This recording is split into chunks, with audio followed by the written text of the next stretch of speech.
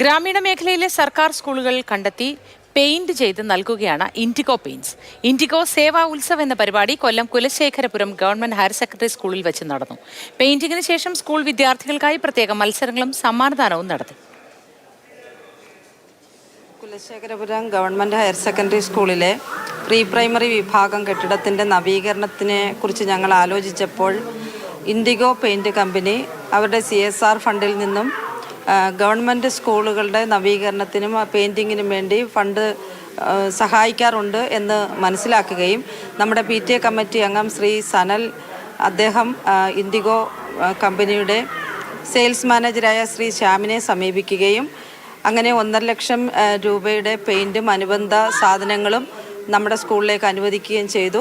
IndiGo പെയിൻസിൻ്റെ CSR ഫണ്ടിൻ്റെ ഭാഗമായിട്ട് നമ്മൾ all India base ചെയ്യുന്ന ഒരു ആക്ടിവിറ്റിയാണ്. അതായത് വികസനമെത്താത്ത കുറച്ച് സ്കൂളുകൾ, അതും പ്രത്യേകിച്ച് പ്രീ പ്രൈമറി വിഭാഗം സ്കൂളുകൾ കണ്ടെത്തുക, അത് മനോഹരമായി പെയിൻറ്റ് ചെയ്ത് കൊടുക്കുക എന്നുള്ളൊരു